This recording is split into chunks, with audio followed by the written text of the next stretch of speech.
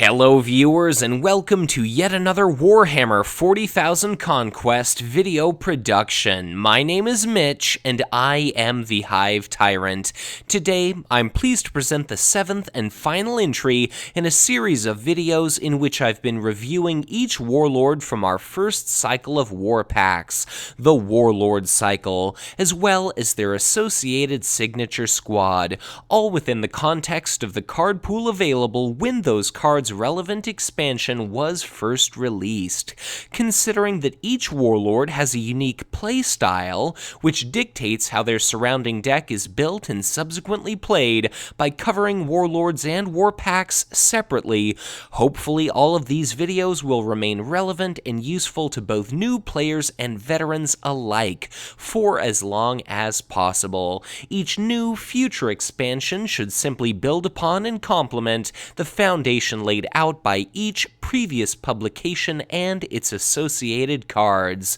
However, considering that at the time of this recording we've seen the release of our entire Warlord cycle, the Great Devourer Deluxe expansion, and indeed even begun to crack open some of our Planetfall cycle war packs, I will have the benefit of significant foresight when it comes to assessing the utility and evolution of each of these cards. So, in this specific video, I'll be taking a look at the second Dark Eldar faction warlord, Urien Rakarth, and focusing on the strengths and weaknesses of not only that warlord unit, but also each of the different cards which together constitute his signature squad. And soon, I'll analyze and assess all of the non-signature faction-specific cards introduced in the Descendants of Isha war pack as well. In doing so, this should result in a relatively short Warlord-centric video, as well as a much longer war pack encompassing production. But with our introduction aside, on to today's Warlord, Urien Rakarth, a unique Warlord unit with a starting hand size of 8, 7 starting resources, an attack value of 2, and 6 printed hit points. He has the Scholar and Homunculus traits and reads, "The cost for you to play each torture event is reduced by 1. The cost for you to play each non-torture event is increased by 1. Then, on his bloodied side, his attack value drops to 1, his hit points remain at 6, and he loses all event cost altering text." So, Urien Rakarth is a torture event specialist, which comes at the expense of other possible areas of expertise. All torture trait events cost 1 resource less, while all others cost 1 more, so therefore you're definitely incentivized to include as many of the former and as few of the latter as is possible. As a result, many cards once considered to be Dark Eldar faction staples may, with Urien, no longer be considered auto-includes. For instance, Archon's Terror remains just as powerful, but now costs a considerable 3 resources just to rout a unit, and comparing that to the 4-cost Klavex Warleader, a 3-attack, 3-hit point unit with 2 command icons, that, when ambushed into play, can outright destroy a target damaged army unit and not merely rout it. Suddenly that event no longer seems quite so worth the investment, but regardless of what manner of card effects you pair him with, Urien himself hits reasonably hard, but is relatively fragile, and unfortunately once bloodied, he does lose his beneficial ability. Note, he also loses his event cost increasing effect, but I certainly can't recommend building a deck for any of our current warlords with the expectation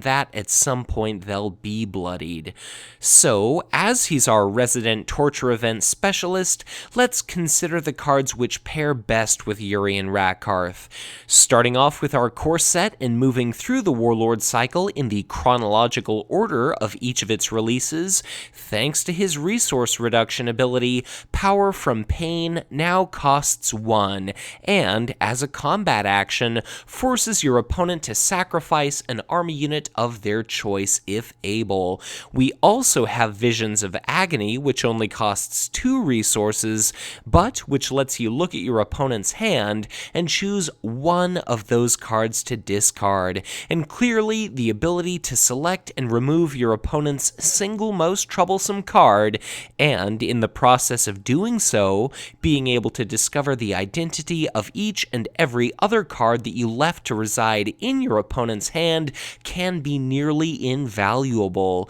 You'll know the exact extent of your opponent's shielding capability and understand explicitly just what manner of tricks to expect during combat. We see that Soul Seizure now costs a much more reasonable 4 resources, and it allows you to put an army unit from your opponent's discard pile into play, so long as the printed cost of that unit is equal to or less than the number of torture trait cards in your discard pile. And though that event remains expensive, considering just how many torture cards you're likely to see enter your discard pile, it is entirely possible you might be able to resurrect a reasonably powerful unit. But considering that our meta currently favors relatively low-cost units,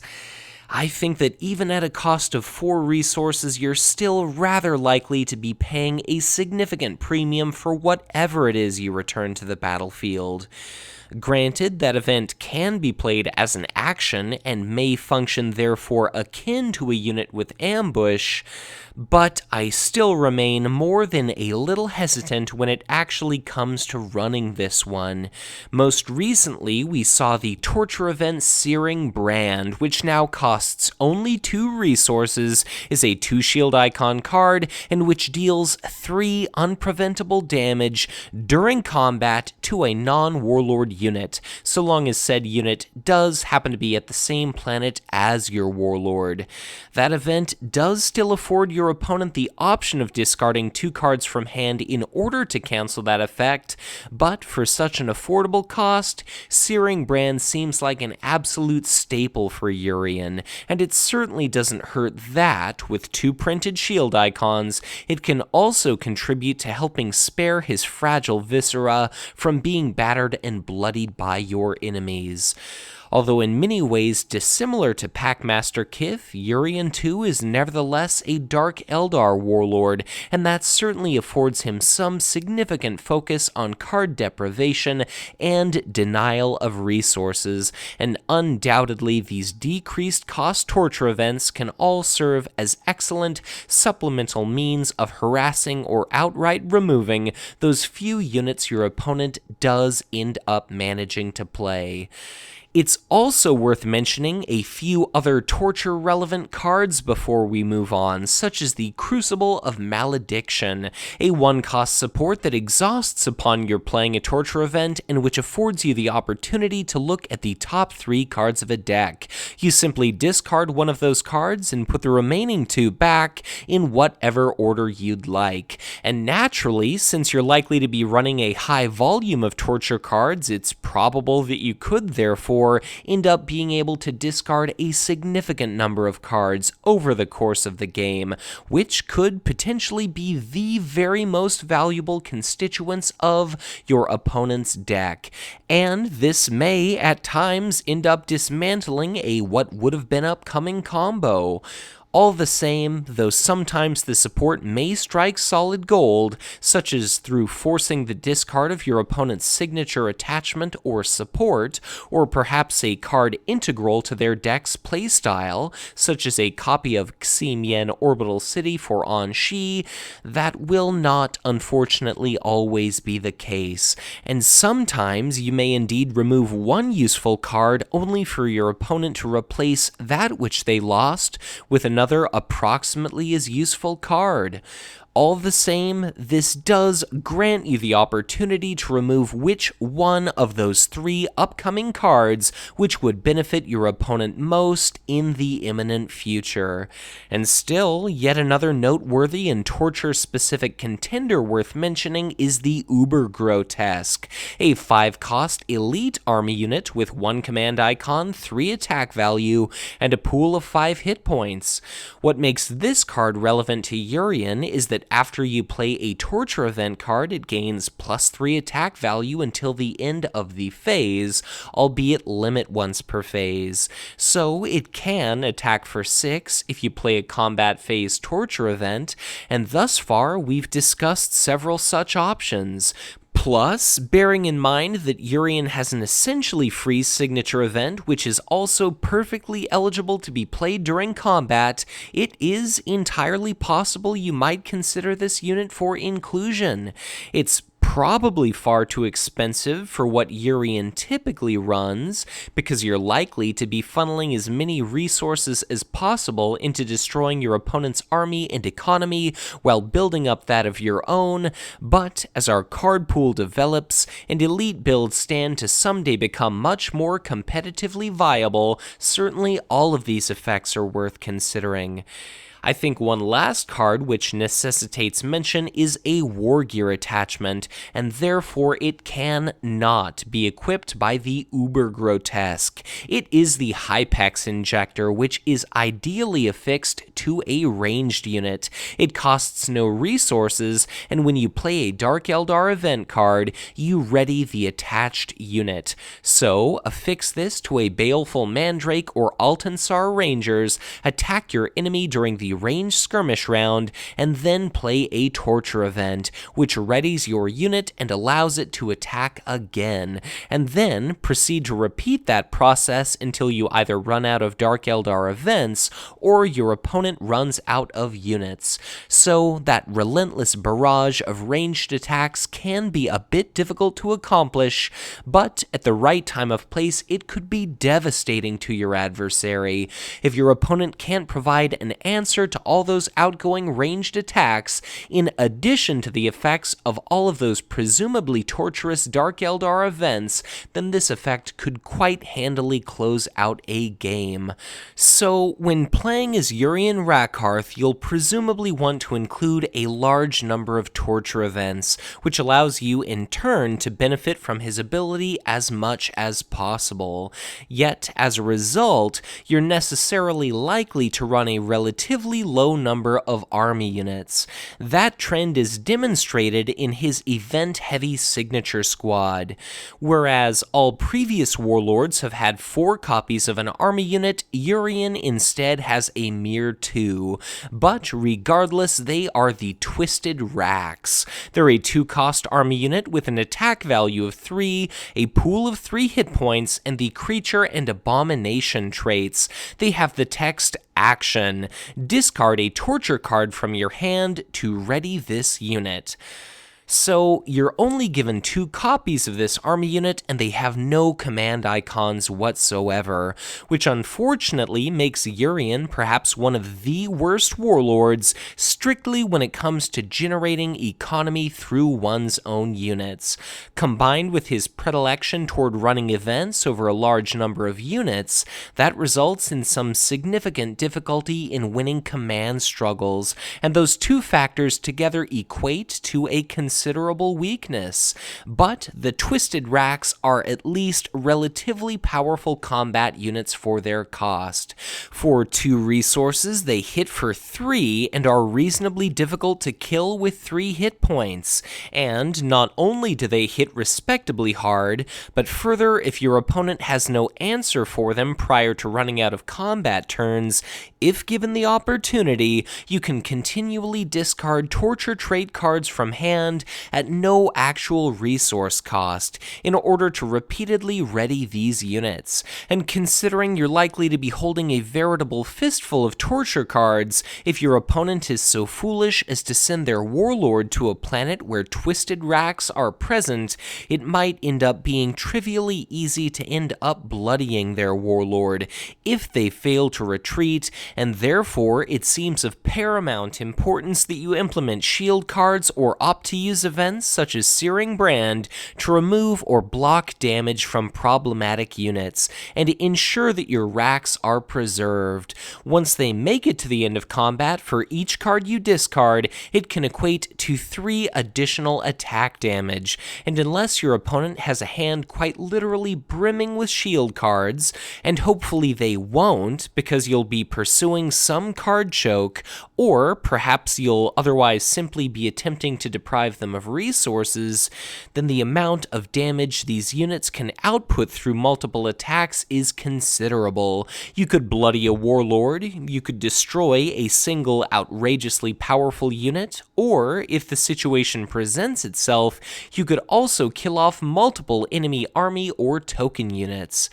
The problem, of course, is that despite 3 hit points, these units are far from invincible, and if your opponent has multiple units at a planet, though this signature unit's action can in some ways compensate for your having a low number of units in your deck, if your enemy has abundant opportunity to swing back at you, they should be able to kill off your twisted racks without too much difficulty. Or, of course, they could simply rout this unit, or kill it through direct damage type card effects. Or perhaps if you're playing a Dark Eldar faction mirror match, they could even be cheeky and affix a copy of their own torture trait attachment Suffering to this unit, which could drop each of its potentially multiple attacks to the lone low value of 1. Though, on the topic of that card, Suffering is yet another instance of something you might opt to include in your deck as a still additional means of readying your racks. So, the racks are perhaps either an alternative or simply a supplement to the Hypex Injector plus ranged unit combo, and undoubtedly are enormously powerful in the right situation. But, alas, again, they're devoid of any and all command phase value whatsoever, and as an only 2-copy unit, you're not even guaranteed to see one of these over the course of the game. So, alongside Siren Zithlex at a decisive battle, when you can guarantee many or most of your opponent's units may enter into combat exhausted, this can be a devastating unit, but unfortunately, owing largely to their scarcity, they may not end up either arriving or sticking around at that necessary moment. Still, after our units, we have an incredible attachment, the Ichor Gauntlet. It has a cost of 2 resources, possesses 3 printed shield icons, and also has the war gear and weapon traits. It reads, attached to your Warlord. Reaction: after you play a torture event card, exhaust attached Warlord to copy its effects. You may choose new targets. So, for Urien, this attachment is incredible. Clearly, you'll be running a wealth and variety of powerful torture events, and though it comes at the cost of exhausting your Warlord, once you've invested 2 resources into it, this bit of equipment allows you to replicate the effects of any torture event card. Whatever you play, it's essentially played twice, but at no additional resource cost, and you can select new targets, affording this attachment incredible value. For instance, Power from Pain now means your opponent must sacrifice 2 army units consecutively. Visions of Agony will let you choose and discard 2 cards from your opponent's hand. Soul Seizure can let you resurrect 2 army units from their grave within your opponent's discard pile, returning them into play under your control, and Searing Brand can do 2 separate instances of 3 unpreventable damage, either split between 2 different units or otherwise focused upon one. So clearly this is an outrageously powerful card, and considering the general dearth of army units that Urien will generally have, your HQ is unlikely to be full, and therefore you may often be able to send your Warlord to a planet alone. And if that's the case, then if he arrives at an entirely uncontested and apparently safe planet, though he will need to exhaust to do so, which of course results in his leaving himself potentially vulnerable to ambush keyword units and similar card effects, he's still able to likely win battles and trigger associated planetary abilities without having to worry about enemies opposing him. And what's even better is that because this attachment requires you to exhaust your Warlord and not the attachment itself in order to replicate a torture event, you can essentially trigger your Ichor Gauntlet an infinite number of times during any given game round.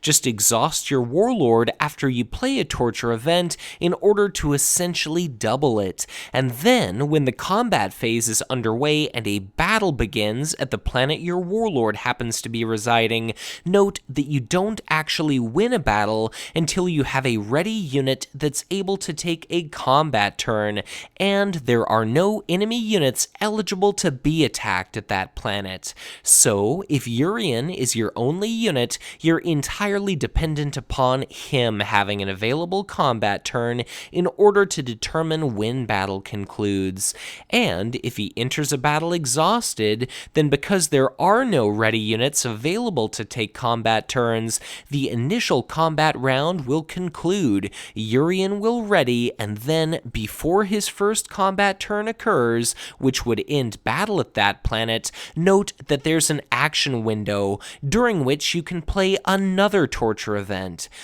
Because of the Ichor Gauntlet's ability, upon playing that event, you can simply exhaust Urien to copy and replicate its effects, and then repeat that process indefinitely until you've played as many double-triggering torture events as you'd like. I would certainly advise waiting until after the command phase, if at all possible prior to copying a torture event, because given Urien's inherent disadvantage regarding command icons, you're certainly going to want to use your Warlord to help you win as much command phase income as possible. So, the Ichor Gauntlet is most definitely an inconsistent draw, as it's unfortunately limited to just being one card in your deck, but if you are so fortunate as to draw it, if you can avoid using it for its intrinsic shield value, it could easily become your favorite aspect of playing Urien Rakarth, and can certainly provide an enormous value for the cost.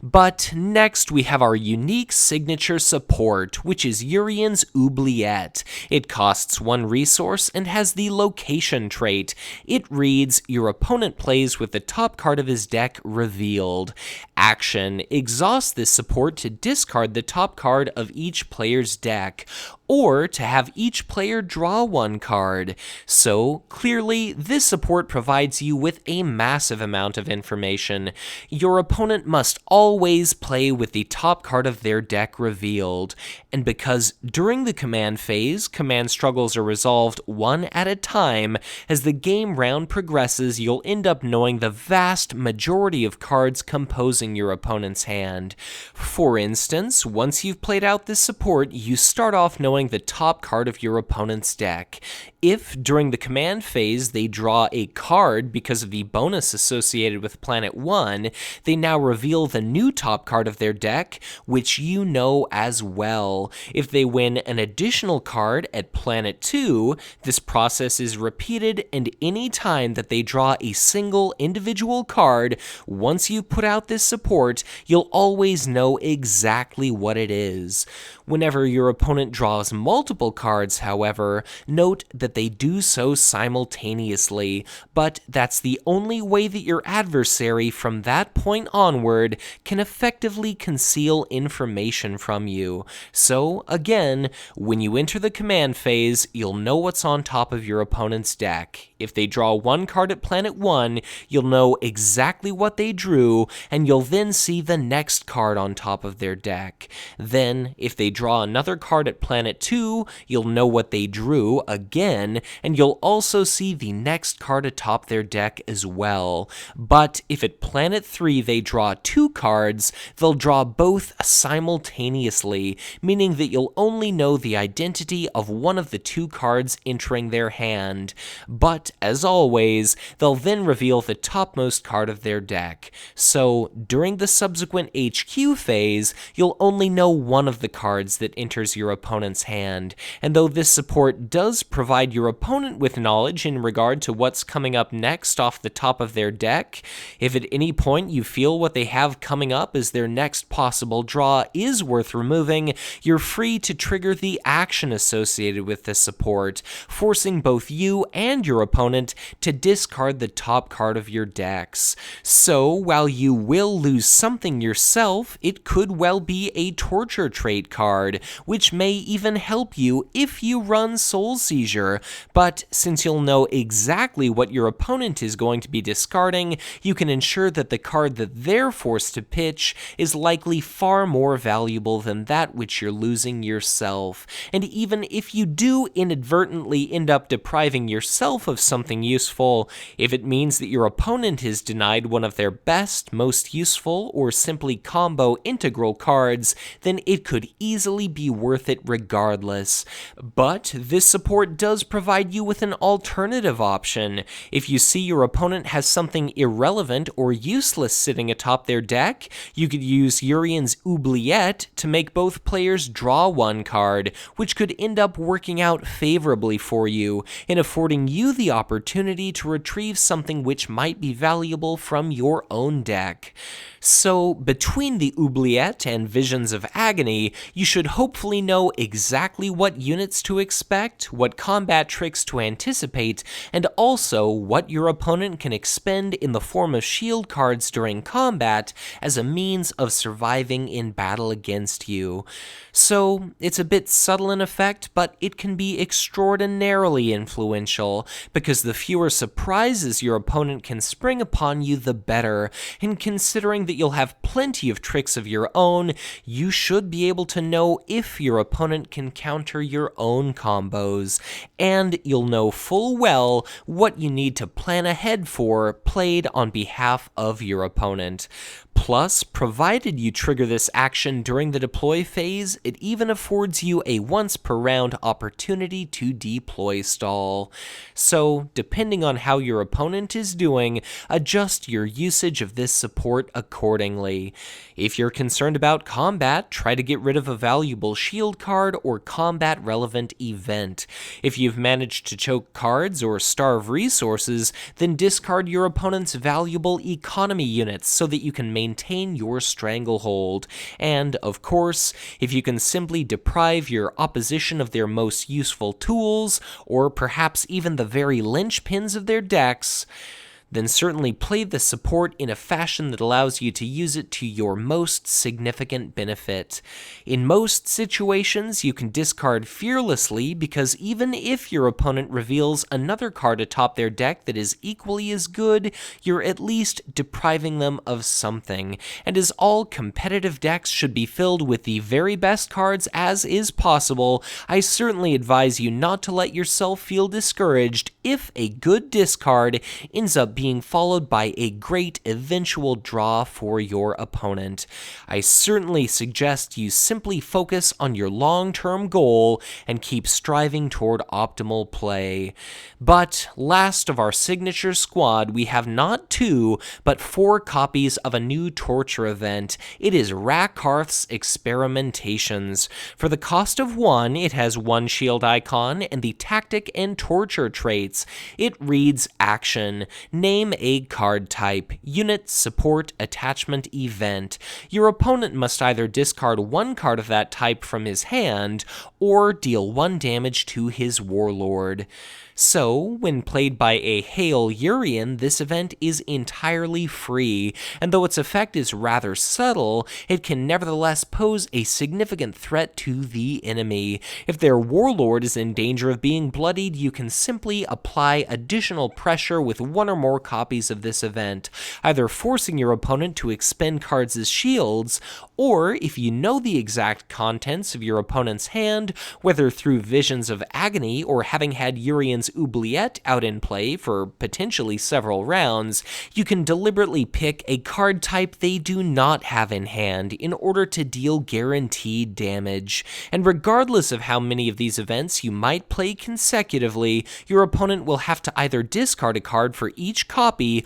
or discard a shield card to prevent each individual point of damage. Plus, even if you have no idea what your opponent has in hand, you can name a specific card type just to attempt to ensure they potentially deprive themselves of that kind of card. For instance, if you've been choking your opponent economically, perhaps you pick army units as your chosen card type, just to ensure that, should they opt to indeed discard army units as opposed to shielding, they may never have the opportunity to recover financially. And, especially considering that Urien is generally left hurting for army units himself, trying to prevent your opponent from playing as many of theirs as possible is usually at least somewhat advisable. But apart from the obvious uses, this card clearly counts as a Dark Eldar event and a torture trait card at that. So, it can be played to give a Hypex Injector equipped ranged unit an additional attack,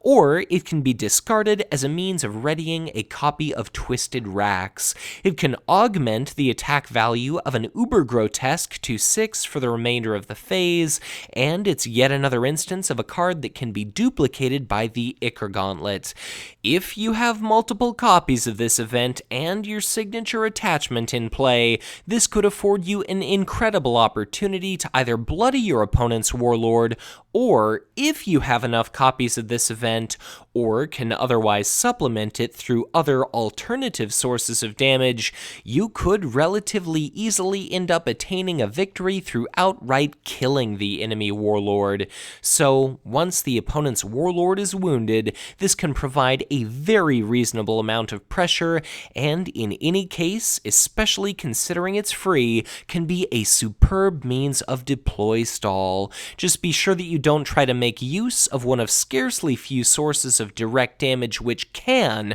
affect the opponent's Warlord directly if you see Iridial anywhere on the board, because what a waste it would be to expend some of these events just to have that damage whisked away and expunged by that planet. But if there comes a time when you do want to use this event strictly in attempt to deal damage successfully, I suggest that you name attachments as your chosen card type. They're less common in decks than are events, and if you don't name army unit or support, then your opponent cannot benefit from having an additional card type to act as the equivalent of a shield, in order to cancel this effect and therefore prevent their Warlord from having to take damage. Note that clearly, while events and detachments both possess associated shields, army units and supports traditionally do not. So, if you don't let your opponent have the opportunity to use non-shield cards to prevent damage, then it becomes all the more likely they will run out of shield cards, and you can eventually end up bloodying or even killing their Warlord. So, perhaps this could deal out the finishing blow, or it could otherwise soften up your opponent to be finished by the likes of a Warp Storm. For this, and for any aforementioned torture events, you could certainly run Colosseum Fighters in order to return these to hand, but considering that Dark Eldar faction unit itself is yet another example of an army unit entirely devoid of command icons, that may well be inadvisable. So, overall, Urien Rakarth is a very curious Warlord. There's a lot of compelling potential and a lot of possible power to be sure, but regrettably, the general community consensus is that at the time of his release, our card pool had yet to develop quite to the point where he seems on par with most other Warlords. So I certainly advise you give him a try and encourage you to proudly represent one of our, unfortunately, more seldom played warlords, but here's hoping that eventually, through evolution of our available options, Urien someday receives all the tools he needs to become a much more competitive tier warlord. But now that we've covered the 7th and last of our Warlord Cycle warlords, that brings this series of videos to a close. So I'll just end by saying thank you very much for watching, and I sincerely hope you enjoyed this assessment and analysis of our second warlord from Descendants of Isha. Please leave a comment sharing your own thoughts, opinions, and play experiences with our second Dark Eldar faction warlord, as your input on these videos helps benefit any future player who may one day end up joining our community. But with that said, thank you once again for watching, and if you enjoyed this video, be sure to hit that like button and subscribe to my channel if you've not done so already, or if you are already subscribed, I always encourage you to share this content, as the more people there are out there that stumble upon and end up exposed to Conquest, the more individuals may give this game a try, enjoy what they experience, someday join our community, and help us to continue to send the message to Fantasy Flight Games to continue to support this fantastic product. If at any point you'd like to get in touch with me, I would encourage you to do so through Facebook or on Twitter, and if you ever feel so inclined to give back to the Hive Tyrant, I would appreciate your support through a donation or contribution to my Patreon. But once again, thank you so much for watching, and as always, be sure to check back in again soon for much more Conquest LCG content to come.